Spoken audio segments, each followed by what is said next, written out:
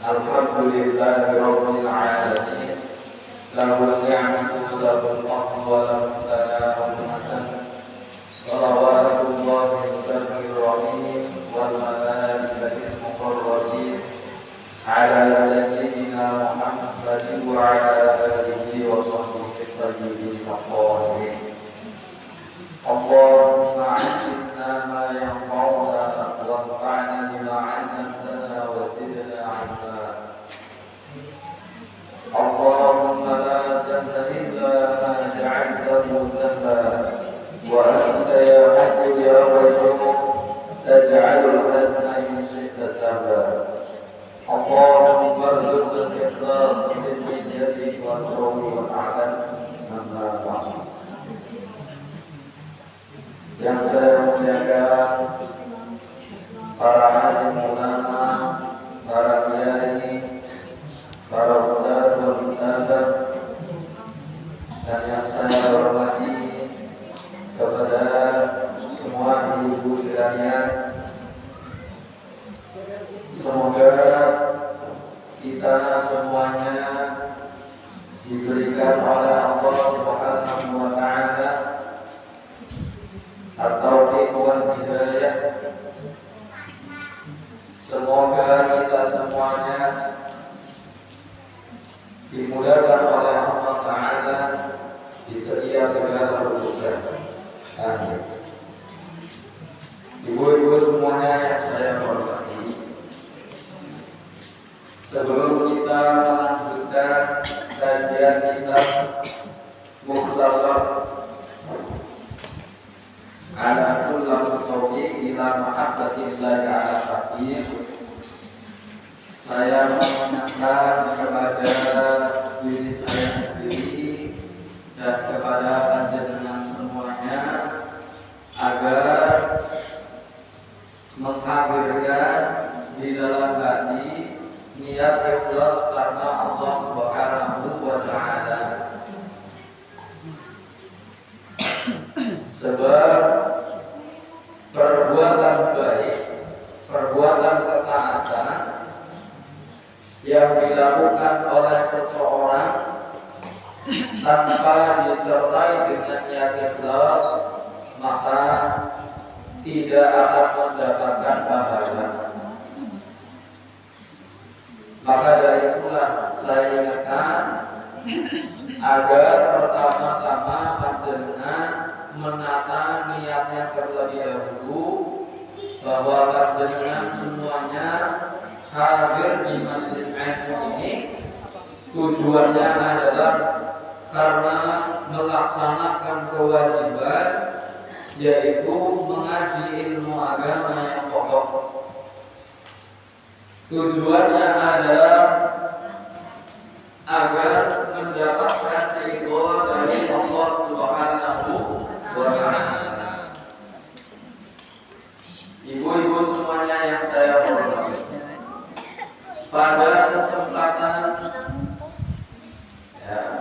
akad negeri pertama kita sudah menyelesaikan pembahasan tentang kewajiban-kewajiban bagi seorang mukallaf. Nah, sekarang kita akan melanjutkan kajian pada sebelumnya, yaitu tentang dzururiyyatul i'tiqad, tentang pokok-pokok keyakinan. Bismillahirrahmanirrahim. Nawaitu ta'alluq lillahi ta'ala qala al-mu'allif rahimahullah. Famimma yajibu 'ilmuhu wa 'i'tiqaduhu mutlaqan wa tarku bihi fil hali in kana kafira wa illa fa bis salati syahadatan wa huma asyhadu an la ilaha illallah wa asyhadu anna Muhammadar Rasulullah sallallahu alaihi wasallam. Di antara yang wajib untuk diketahui dan diyakini secara mutlak dan diucapkan dengan lisan seketika jika mukallafnya non-muslim. Apa? 2 kalimat syahadat. 2 kalimat syahadat adalah asyhadu an la ilaha illallah wa asyhadu anna muhammadar rasulullah. Jika mukallafnya muslim, maka mengucapkan 2 kalimat syahadat di dalam salat. Maksudnya adalah kewajiban pertama bagi setiap manusia adalah mengenal Allah Subhanahu wa ta'ala dan mengenal Rasulnya. Kita semuanya terkena tanggungan, terkena tuntutan untuk mempelajari ilmu agama yang pokok. Kita semuanya terkena taklif agar tidak mengabaikan, tidak meninggalkan perkara-perkara yang wajib. Di antara perkara-perkara yang wajib adalah belajar ilmu agama. Kemudian para ulama Ahlus Sunnah wal Jamaah mereka menata dan membuat rangkuman tentang pembagian ilmu agama. Ada ilmu agama yang sifatnya adalah fardu ain, ada ilmu agama yang sifatnya fardu kifayah. Kenapa kok ada pembagian seperti ini? Karena kita semuanya akan mengalami yang namanya kematian. Kematian datang secara tiba-tiba, ya, tanpa ada izin. Jadi gak ada malaikat datang makur ke panjenengan besok panjenengan meninggal. Nanti panjenengan enak siap-siap, ya kan? Kematian datang secara tiba-tiba, ya, tidak terduga.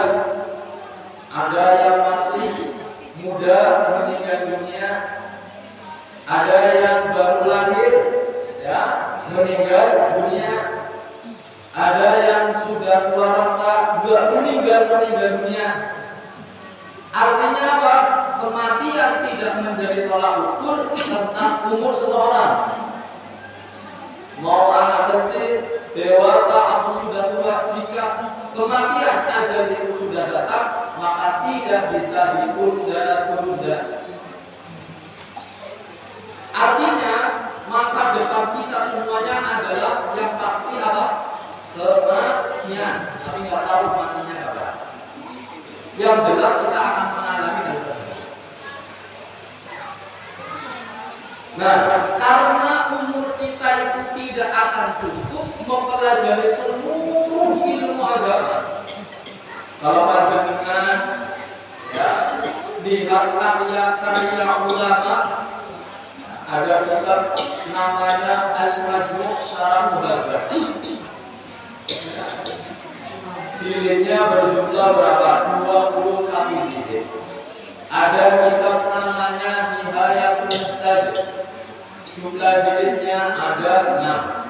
Ada kitab namanya Tafsir Al-Qurtubi. Jumlah jilidnya ada 21. Ada namanya kitab Fathul Bari Syarah Sahih Bukhari. Jumlah jilidnya ada 15. Kalau umur kita digunakan untuk mempelajari semuanya, ya maka tidak akan nyampe. Makanya para ulama itu memetakan ada ilmu agama yang hukum mempelajarinya fardu ain, artinya ya setiap individu dari seorang mukallaf wajib mempelajarinya. Ada ilmu agama yang hukumnya adalah fardu kifayah. Jika salah satu di antara kita sudah mempelajari, maka semuanya tergugur. Ya. Sehingga kita harus cerdas, kita harus bisa memilih mana yang diprioritaskan, mana yang harus didahulukan. Apa yang harus kita dahulukan dalam mempelajari ilmu agama adalah ilmu agama, ya, yang disebut dengan ilmu din al-daruri. Ilmu agama yang pokok, yang tidak boleh kita tinggalkan. Kalau kita tidak mengaji ilmu agama yang pokok ini, maka kita berdosa. Ya, kalau kita tidak mengaji ilmu agama yang pokok ini, maka kita berdosa. Jadi ada seorang ulama mengatakan seperti ini: Man syaghalahul fardhu 'anil nafli fahuwa ma'dzur, wa man syaghalahul naflu 'anil fardhi fahuwa madhlum. Seseorang yang hidupnya disibukkan dengan melaksanakan perkara-perkara yang wajib dan mengabaikan perkara-perkara yang sunnah, maka orang yang seperti ini dimaafkan. Namun orang yang hidupnya memperbanyak melaksanakan sunnah, akan tetapi mengabaikan perkara yang wajib, ini adalah orang yang terbujuk. Panjenengan kalau puasa sunnah semangat, pas Ramadan nggak ada yang puasa, terbujuk. Ya, kalau disuruh riyadhah 40 hari, nanti dapat ini dapat itu, mau. Tapi kalau puasa Ramadan, berarti minta ampun. Ini namanya orang yang terbujuk karena mengabaikan perkara yang wajib. Kalau seseorang disuruh untuk melaksanakan sholat sunnah ini, akan mendapatkan fadilahnya seperti ini dan seperti itu, dilaksanakan. Tapi kalau sholat 5 waktunya ditinggalkan, ini namanya orang yang terbujuk. Man syaghalahu naflu 'anil fardhi fahuwa maghlub. Orang yang menyibukkan melaksanakan sholat sunnah dan perkara sunnah yang lainnya, akan tetapi meninggalkan perkara yang wajib, ini adalah orang yang terbujuk. Ya, bukan berarti saya memberikan panjenengan pemahaman wis nggak usah melaksanakan sholat sunnah. Bukan seperti itu maknanya. Artinya panjenengan harus paham mana yang harus didahulukan. Sunnah jika panjenengan melaksanakannya dapat pahala, jika ditinggalkan tidak mendapatkan dosa. Tapi kalau wajib, panjenengan meninggalkan perkara yang wajib, berdosa kan? Berdosa berarti harus ada yang didahulukan, ada yang pokok, ada yang lebih. Kan itu. Dalam kehidupan pun kita praktiknya harus seperti itu. Contoh panjenengan, ada uang pokok, ada uang lebihan. Ya, ini uang untuk keluarga, ini ada uang lebihan. Kalau uangnya hanya cukup untuk pokok, berarti yang pokok-pokok saja. Jangan sampai dalam menghandle terus kemudian uang yang pokok lalu kemudian digunakan yang lainnya. Akhirnya apa? Akhirnya apa? Mengabaikan perkara yang pokok.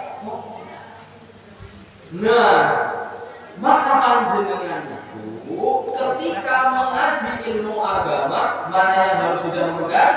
Ilmu agama yang pokok.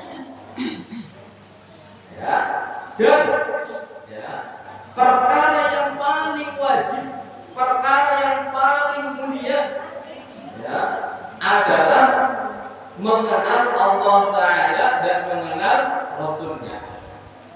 Awwal wajibin 'alal insani ma'rifatullahi wa ma'rifatu rasulih sallallahu alaihi wasallam.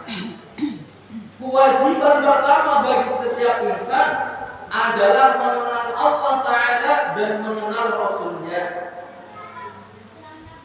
Ini sebagaimana yang ditegaskan oleh pemimpin Ahlus Sunnah wal Jamaah yang bernama Al-Imam Abu Hasan Al-Asy'ari. Beliau menghentikan, awal ma yajibu 'alal 'abdi an 'ilmu billahi wa rasulihi wa dinihi. Kewajiban pertama bagi seorang hamba adalah mengenal Allah dan Rasul-Nya, lalu urusan-urusan agama.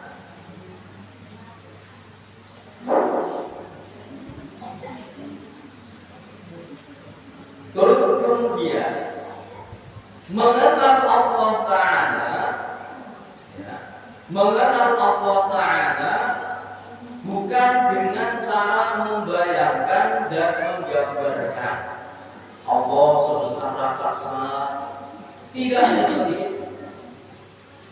Ya.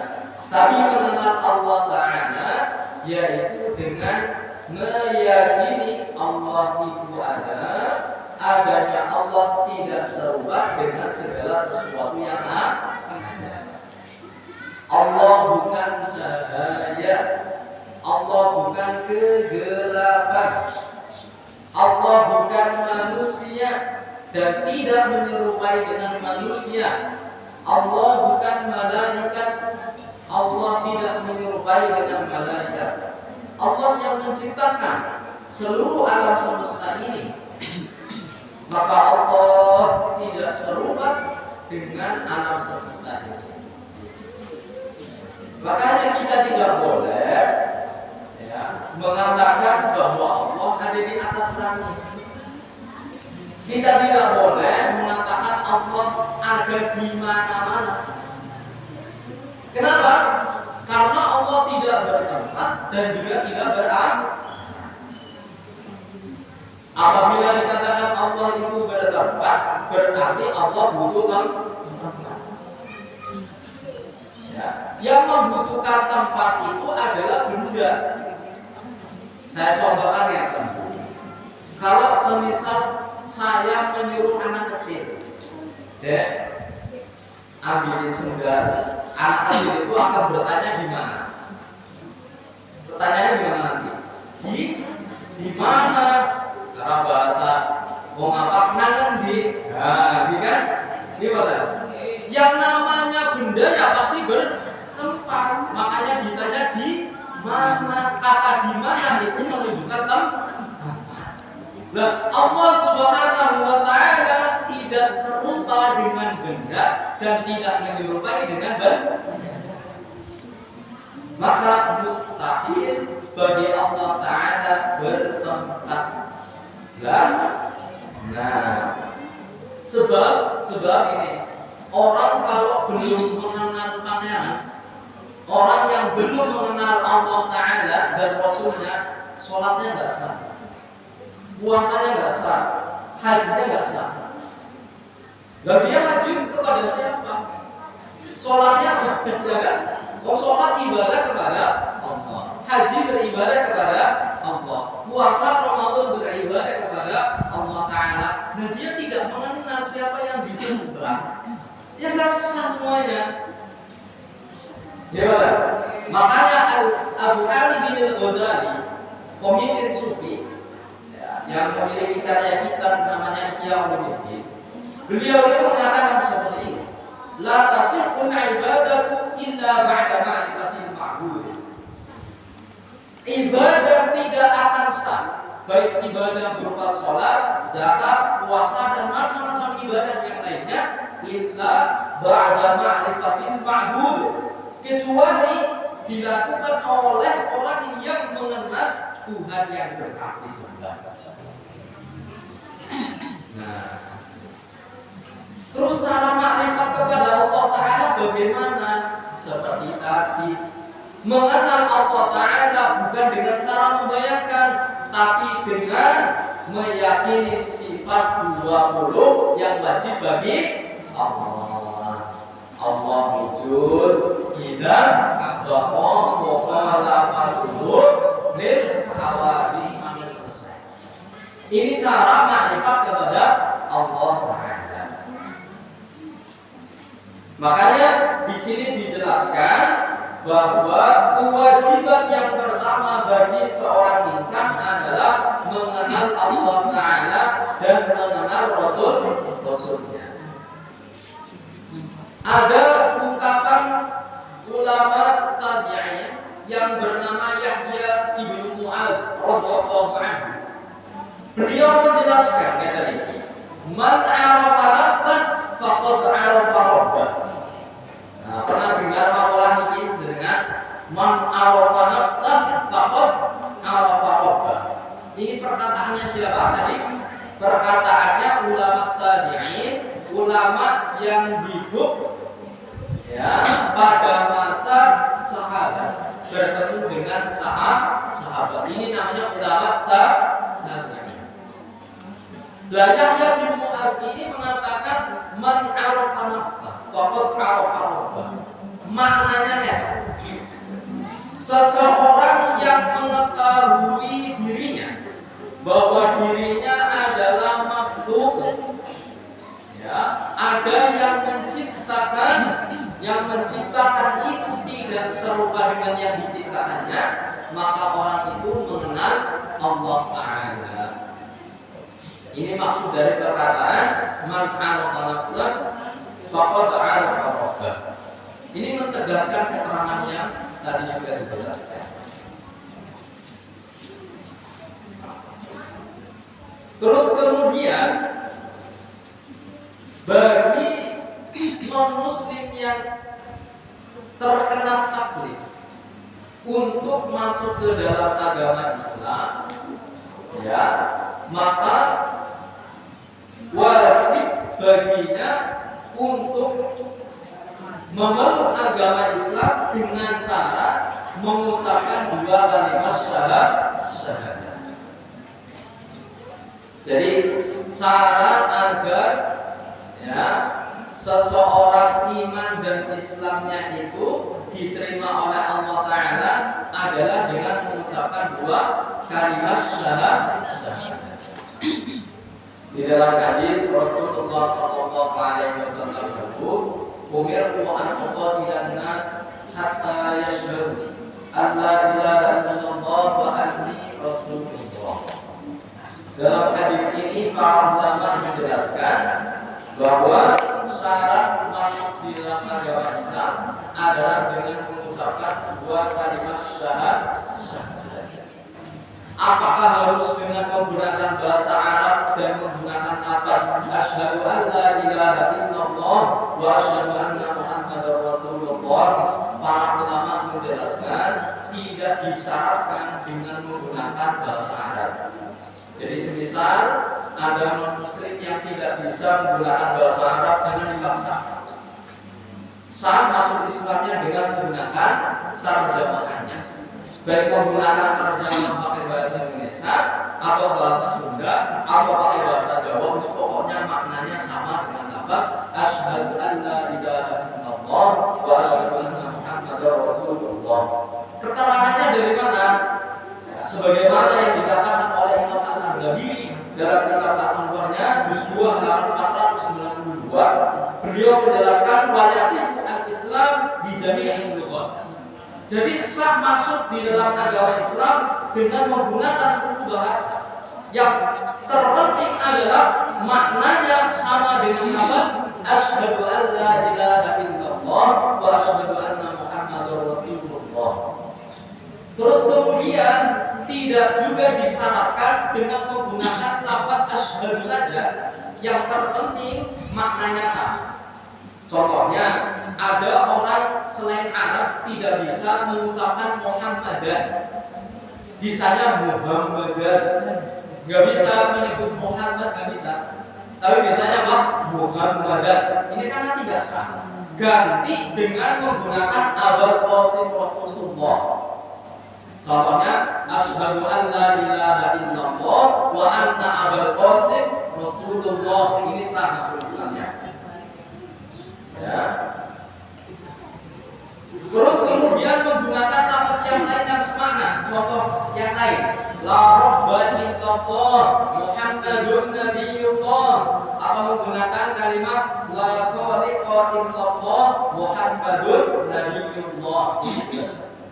Akan tetapi para ulama menjelaskan bahwa lafaz asyhadu lebih utama daripada lafaz-lafaz lainnya. Kenapa?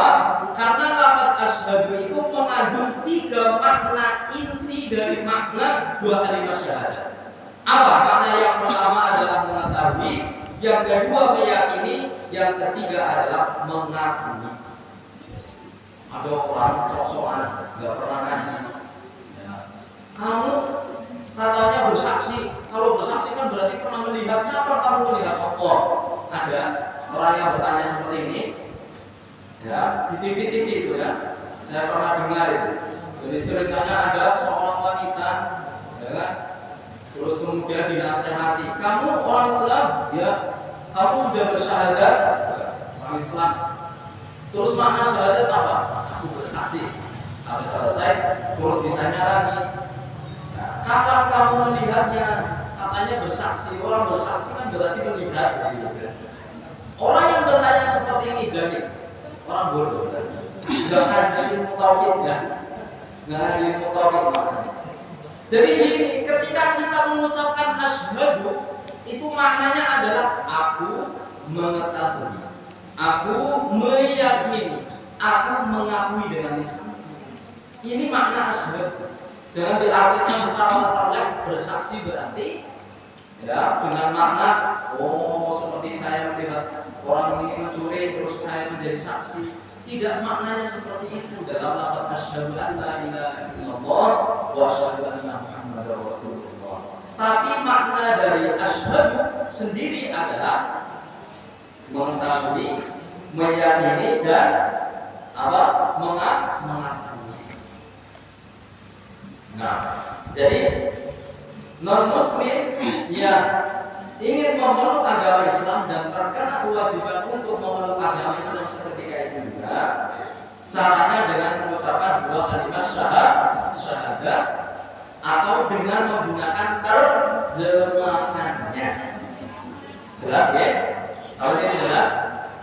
Nah, ketika seseorang itu sudah beragama Islam, seseorang yang sudah beragama Islam, ya, dengan keyakinan yang benar, keyakinan yang mantap, maka orang ini disebut dengan muslim mukmin. Disebut apa? Muslim mukmin.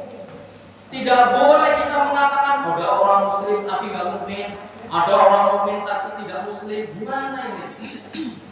Ada nggak? Ada orang yang seperti ini. Gara-gara nggak ngaji, ya? Gara-garanya nggak ngaji. Coba panjenengan kira akan penjelasan. Apa itu kata Islam? Apa makna Islam dan iman? Makna iman dan Islam secara bahasa itu berbeda, akan tetapi tidak bisa dipisahkan. Karena iman dan Islam bagaikan perut dengan punggung. Bagaikan perut dengan punggung. Berbeda tapi tidak bisa dipisahkan. Ada manusia ya, ada punggungnya tapi nggak ada perutnya. Ya, mutaji ya. Ada perutnya tapi nggak ada punggungnya, gimana coba? Jangan ingat perut dan mawar pas di belakang nggak ada punggungnya, gimana? Ya kan? Artinya apa? Tidak bisa dipisahkan antara perut dengan punggung meskipun berbeda. Begitu juga kata iman dan Islam, niki secara bahasa berbeda tapi tidak bisa dipisahkan. Sebagaimana yang dikatakan oleh Imam Abu Hanifah dalam kitab Al-Fiqh Akbar halaman 149. Nah, saya sekaligus menyebutkan halamannya. Kenapa kadang orang itu nggak percaya ya? Makanya saya sebutkan ini yang berkata Imam Abu Hanifah, bukan saya. Yang berkata adalah Imam Abu Hanifah dalam kitab Al-Fiqh Akbar halaman berapa? 149 150. Disebutkan wal Islam wa tasdim wal inqiyad bi awamirillah ta'ala. Fa min tariqin tawaffaqu bainal iman wal Islam walakin la yakunu iman bila Islam wa la yujad Islam bila iman. Fa huma qadhu ma'an batin. Dijelaskan ya. Oke. Jadi makna Islam secara bahasa adalah pasrah dan tunduk kepada perintah-perintah Allah Ta'ala. Famin tariqin tawaffaqu bainal iman wal Islam. Dari sisi bahasa ada perbedaan kata iman dan Islam. Tadi kata Islam maknanya apa? Pasrah dan tunduk kepada perintah-perintah Allah. Iman secara bahasa artinya membenarkan apa yang dibawa oleh Rasulullah Shallallahu Alaihi Wasallam, membenarkan apa yang dibawa oleh Allah Taala, yang dibawa oleh utusannya. Ini namanya iman secara bahasa.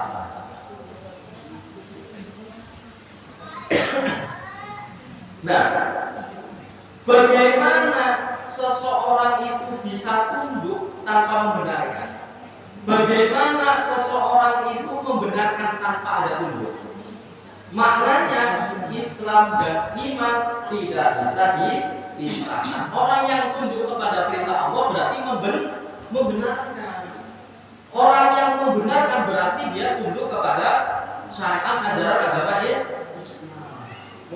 Makanya seseorang yang sudah memeluk agama Islam atau orang itu adalah orang Muslim, ya maka orang tersebut diistilahkan Muslim mukmin. Apa?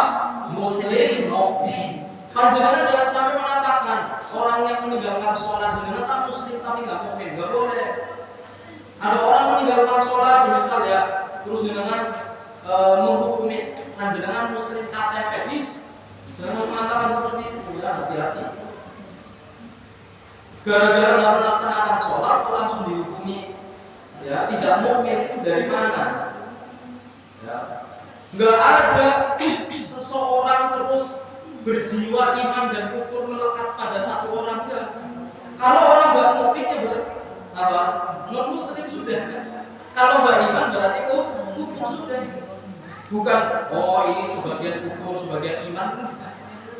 Ya tidak boleh. Ada orang sudah meninggalkan sholat dengan Muslim tapi tidak mukmin, ini orang nggak ngaji.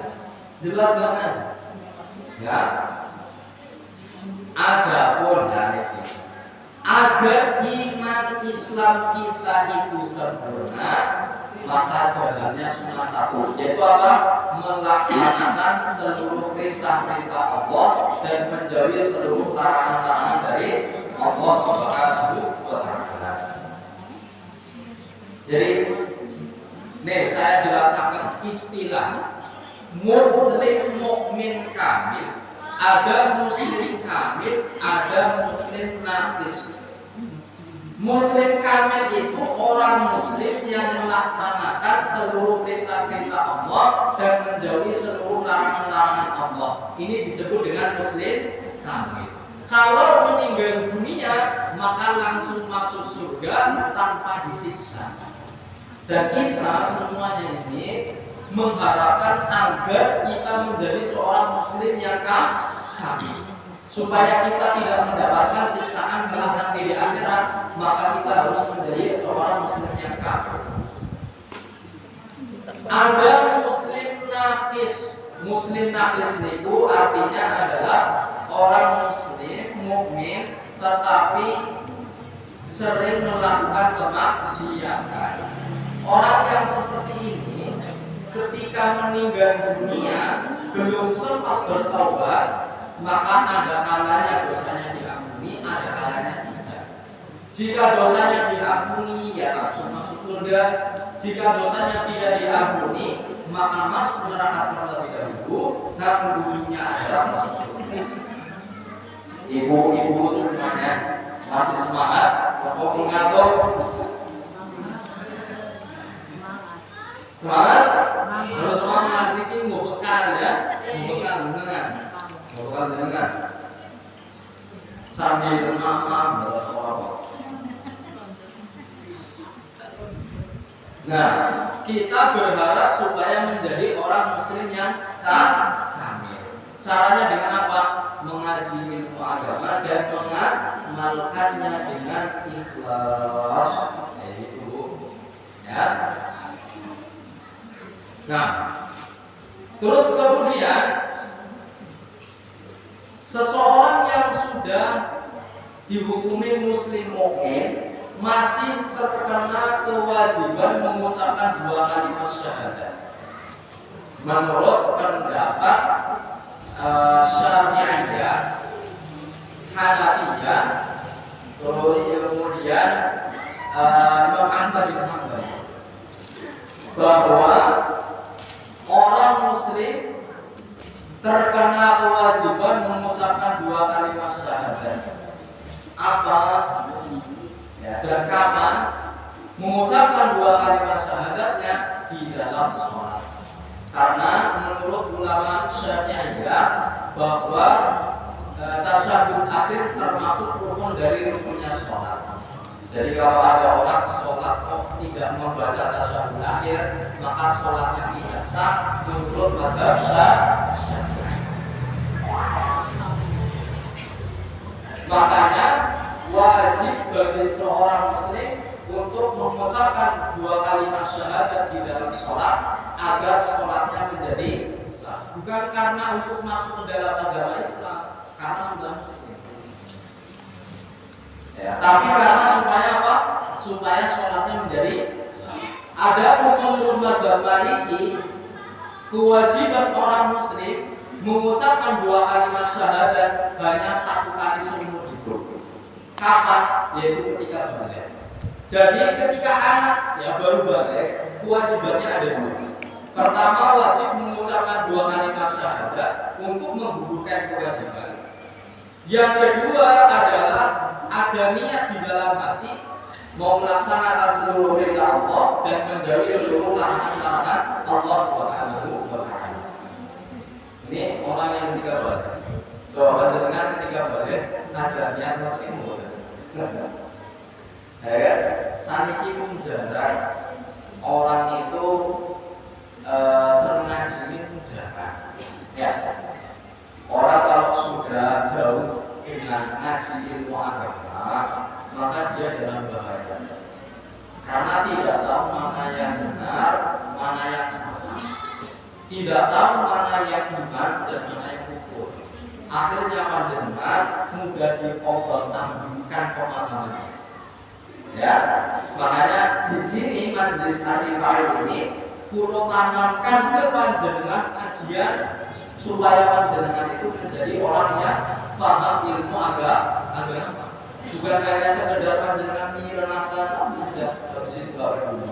Bukan, panjenengan mendengarkan, kemudian konsentrasi, difahami, walaupun enggak semuanya kan setidaknya ada yang masuk dan niatnya untuk diamalkan.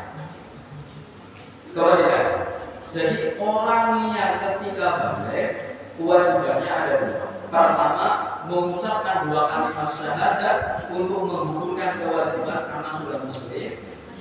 Yang kedua, niat di dalam hati azab untuk melaksanakan seluruh perintah-perintah Allah dan menjauhi seluruh larangan-larangan Allah Subhanahu wa Ta'ala. Seperti itu. Nah, jadi kesimpulannya adalah wajib untuk mengetahui dan meyakini secara mutlak baik dalam keadaan marah ataupun dalam keadaan bahagia dan mengucapkan dengan lisan seketika jika mukallafnya kafir, jika mukallafnya muslim maka di dalam sholat adalah dua kalimat syahadat.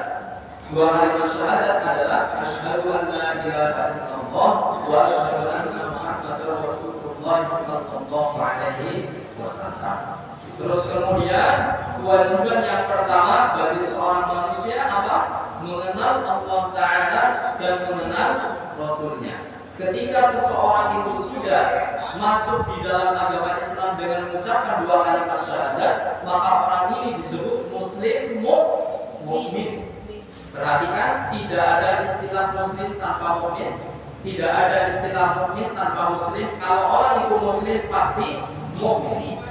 Ya, orang itu muslim pasti mukmin. Terus kemudian cara untuk mengucapkan dua kalimat syahadat dengan menggunakan bahasa Arab atau juga boleh dengan menggunakan terjemahannya. Seperti itu. Kurang lebihnya kesimpulannya demikian. Mungkin ada pertanyaan dari ibu-ibu. Saya buka pertanyaan untuk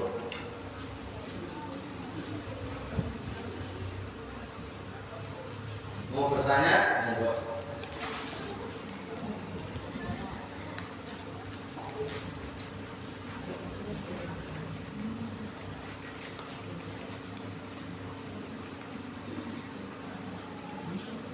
Tidak ada pertanyaan?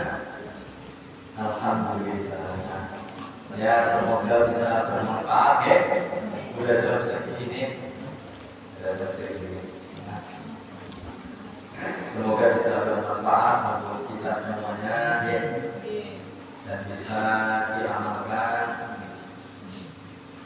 dan semoga dengan kita menghadiri majelis ilmu seperti ini, urusan kita semuanya dimudahkan oleh Allah Taala, rezekinya dilancarkan dan diluaskan, yakutnya bulan semoga cepat bisa melunasi hutang-hutangnya. Aminnya yang keras pas terakhir. Yang pertama, yang kedua biasa.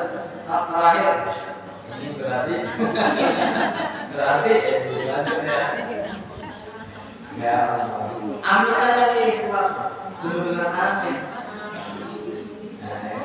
Tulus. Kita tutup dengan bacaan takbir sama-sama bareng berdua. La ilaha illallah.